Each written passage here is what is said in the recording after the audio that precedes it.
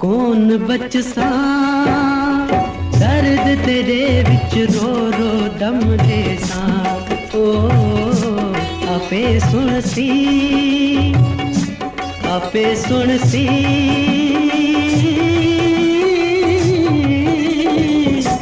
आपे सुन सी दिल टुट पासी हिक दी मरवे सा ओ कौन बचसा। मौसीकी रूह जी ग़िज़ा आहे। इंसान मौसीकी ॿुधी दिली सुकून महसूस करे थो। 1985 ईस्वी खां 1995 ईस्वी ताईं ऑडियो कैसेट जो उरूज हूंदो हो। कैसेट कंपनियुनि में फ़नकारनि जूं हज़ारें कैसेटूं रिलीज़ कयूं वेंदियूं हुयूं। माण्हू 50 रुपए में ऑडियो कैसेटूं ख़रीद करण लाइ म्यूज़िक सेंटरनि ते लाइनूं लॻाए बीहंदा हुआ ऐं घणो करे 10 खां 20 रुपए में पुराणियुनि कैसेटुनि ते आवाज़ डबिंग कराए फ़नकारनि जा कैसेटुनि जा एल्बम कलाम विझराए ॿुधंदा हुआ।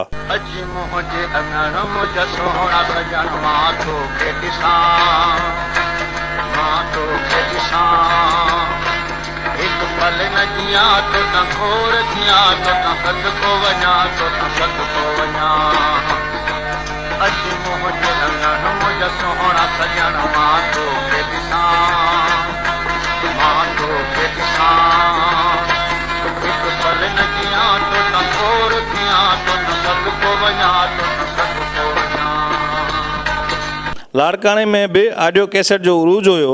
लोक फनकार 5 स्टार ऐं दाता प्रोडक्शन हूंदियूं हुयूं जिन में सिंध जे नाले वारनि फनकारनि मंज़ूर सखीराणी, अलादाद ज़रदारी, समीना कमल ऐं ॿियनि फनकारनि जूं ऑडियो कैसेटूं रिलीज़ कयूं वेंदियूं हुयूं। ख़ासि तौर ते मंज़ूर सखीराणी सुपर हिट हूंदो हो लोक फनकार प्रोडक्शन में, जंहिंजो हिकु कलाम बि तमामु घणो मशहूरु थियो। कौन बचसा दर्द तेरे विच रो रो दम ॾे सां। कौन बचसा दर्द तेरे विच रो रो दम दे सा ओ आपे सुन सी आपे सुन सी।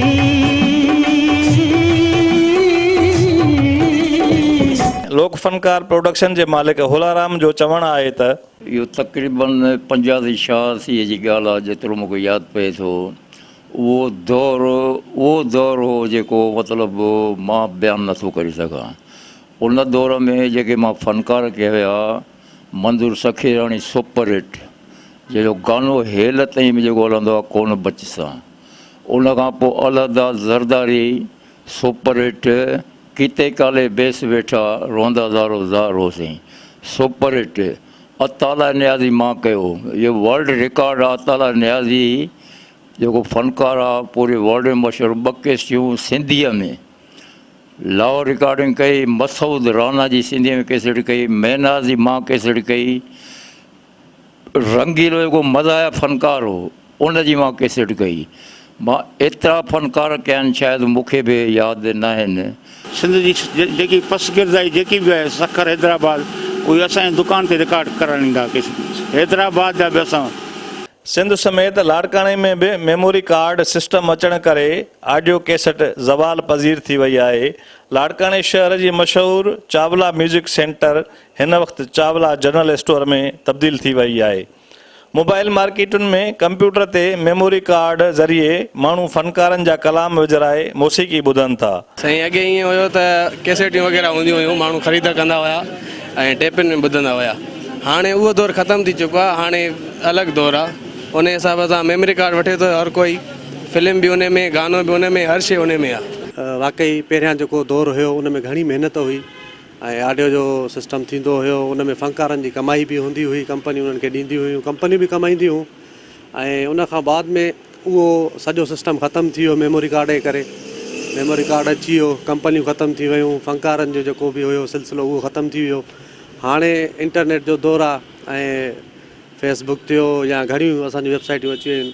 उन्हनि में पब्लिसिटी त आहे पर जेको आहे सो फ़नकार जेको आहे वीचारो उहो पोइ पइजी वियो आहे। अॼु जे जदीद दौर में जदीद लाड़ा त ज़रूरु मुतारिफ़ थिया आहिनि, पर मेमोरी कार्ड तोड़े कंप्यूटर में मवाद जमो करणु मुस्तक़िल न आहे।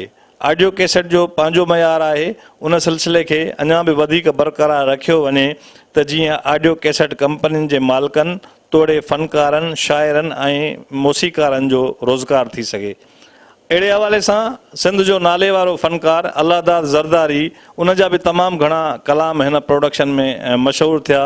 किती काले वेस बेठा रोंदा ज़ारो ज़ारो होसीं, उहो ई मेरा यारो होसीं, उन्हीं को सलाम देवी।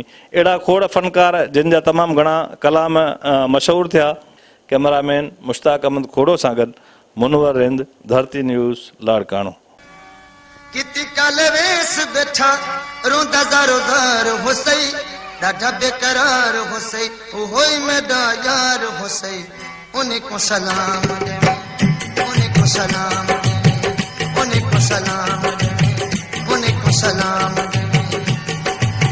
किती काले वेस बेठा रोंदा ज़ारो ज़ारो होसई, ॾाढा बेकरार होसई, उहो ई मेरा यार होसई, उन्हीं को सलाम देवी, उन्हीं को सलाम